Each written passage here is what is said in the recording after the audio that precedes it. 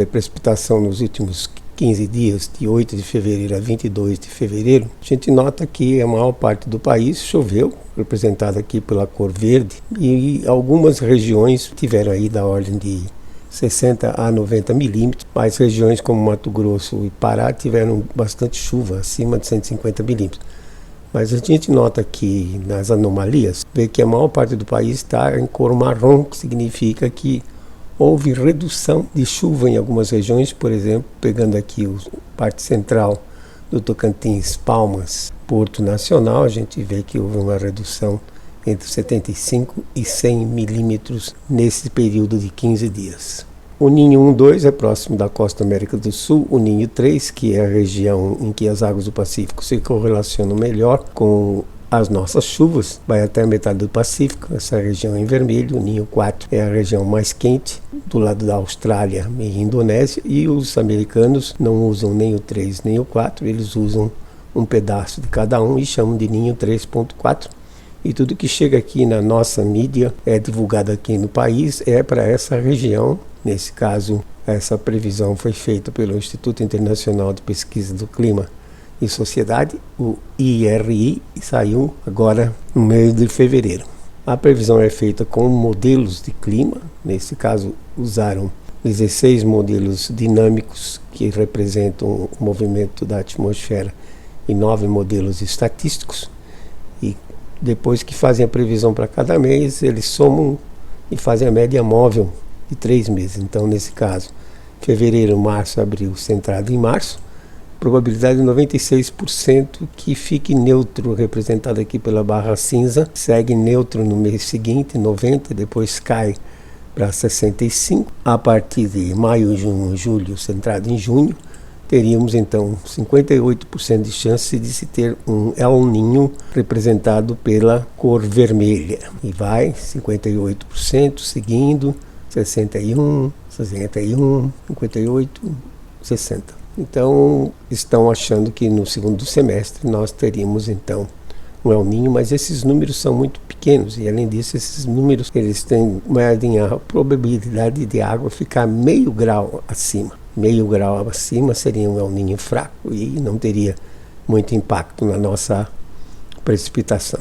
Lembrar sempre disso, muito cuidado, porque essas previsões feitas com modelos, os modelos não conseguem representar o clima global, principalmente no que se refere ao ciclo hidrológico. O modelo não sabe fazer nuvem crescer e precipitar como a natureza faz, então muito cuidado. Se o modelo não puder nos dar uma previsão de chuva que seja confiável, então esses resultados não servem para nada. Então os ventos sempre sopram da América do Sul em direção à Austrália. Se os ventos estão fortes, eles vão retirar a água da costa da América do Sul e, por continuidade, a água vem das profundezas, das camadas inferiores, mais fria, e a água fria se espalharia por todo o Pacífico Equatorial. Mas não é isso que nós estamos vendo. Os ventos estão fracos, tem água sendo acumulada aqui na região do norte da Austrália, na Indonésia. Parte da água está sendo transportada aqui em direção ao Japão, a costa norte da China e a costa da Rússia.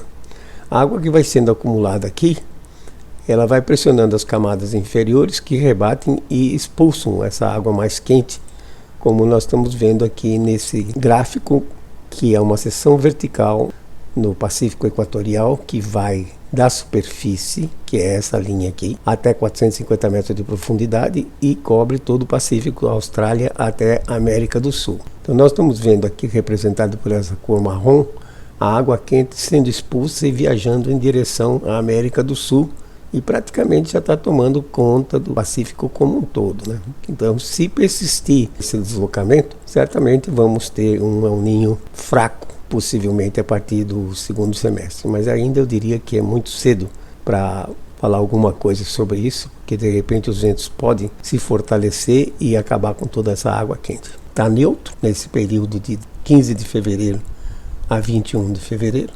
O Ninho 3.4 também está neutro, tem alguma coisa de azul, mas ainda tem um amarelo, branco também está neutro. O transporte de água quente continua para o Japão, pela corrente marinha chamada Kuroshio. E lembrar que no dia 30 de julho teve um terremoto na península de Kamchatka, E esse terremoto gerou uma onda, um tsunami, que espalhou água quente por todo o Pacífico Norte. 56 milhões de quilômetros quadrados tiveram sua configuração de temperatura modificada e a água quente ficou parada aqui na costa dos Estados Unidos. Então, na oportunidade, já no mês de agosto, nós dissemos a água quente persistindo nessas regiões durante o inverno, os Estados Unidos e Canadá iam ter nevascas, neve acumulada acima da média, e de fato é isso que nós estamos observando. No hemisfério sul também os oceanos estão quentes, mas aqui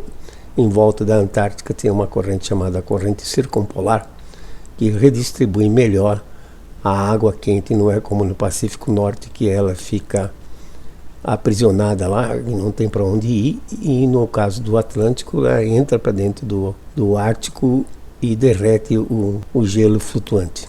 A previsão de médio prazo pelo Global Forecasting System, o GFS, Sistema Global de Previsão, mostra que para a semana de 23 de fevereiro ao 1º de março, em milímetros, um acumulado de 75 a 85 milímetros, aqui na região de Palmas, no Tocantins.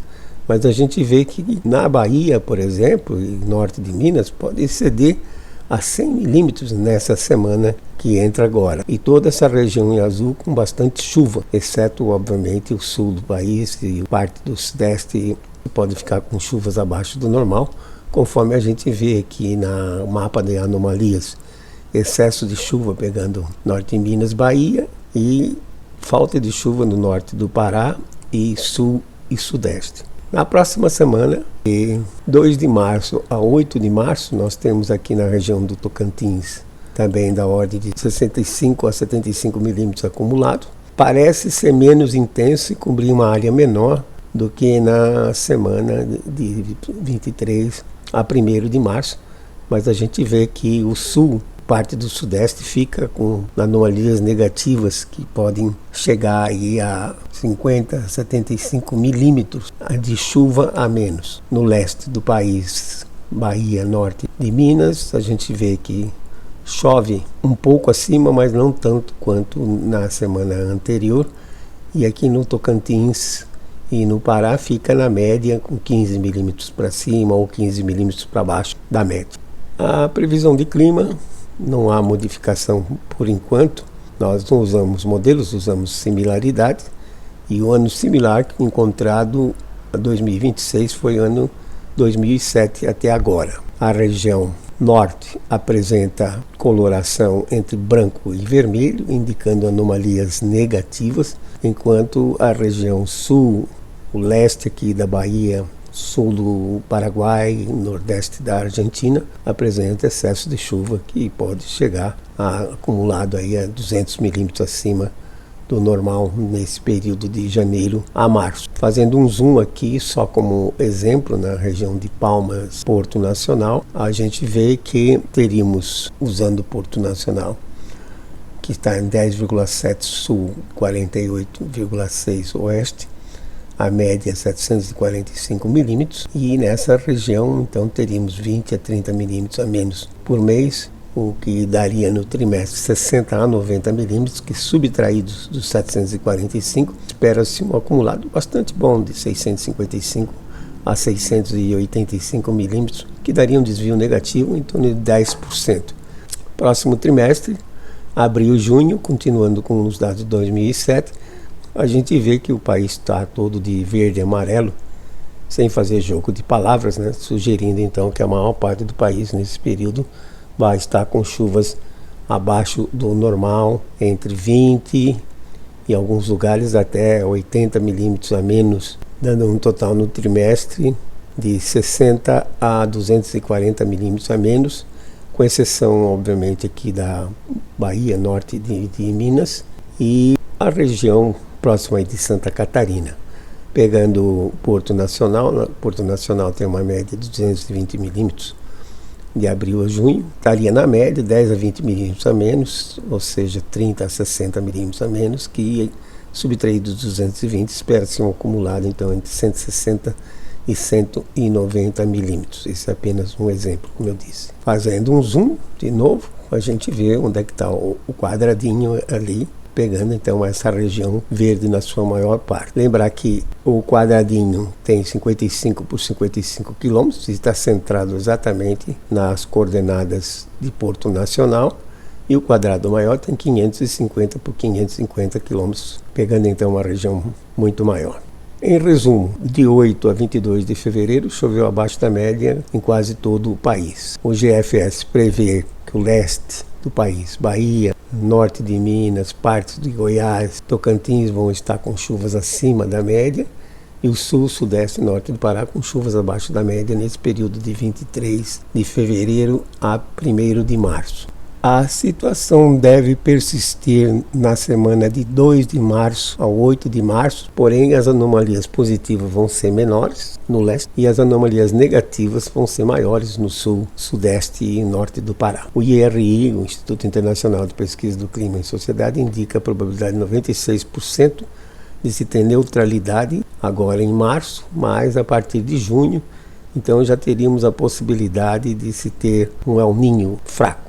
De qualquer forma, durante esse período que ainda chove, vão predominar as frentes frias do hemisfério sul, que vão passar rapidinho pelo sul e permanecer estacionárias em São Paulo, Rio de Janeiro, causando problemas. E frentes frias do hemisfério norte, que o inverno lá está rigoroso, que a diferença de temperatura entre o Equador e as latitudes mais elevadas está grande. Isso impulsiona as frentes frias que devem chegar até a região norte e produzir bastante chuva na região. O problema disso é que quando chove mais ao norte, o ar sobe, deixa toda a umidade lá e desce seco em cima de praticamente todo o país, né, principalmente o centro-oeste, e isso diminui a produção de chuva. O relatório do Departamento de Agricultura dos Estados Unidos, agora em janeiro de 26, diz que a safra foi 115 milhões de toneladas de soja, teve 3% abaixo da safra de 2024, porém a produtividade aumentou em 4,5% em bucho por acre. A safra de milho foi 430 toneladas, corrigindo, tinha colocado 460, mas foi questão de que o bucho de milho é diferente do bucho de soja. E deu um aumento de 14%, porque eles tiveram um aumento na produtividade e também 10% a mais na área plantada. As temperaturas continuam baixas, principalmente no oeste, chegando aí a 25, 30 graus Celsius negativos e muita neve em janeiro e fevereiro, desde o meio oeste até a costa leste.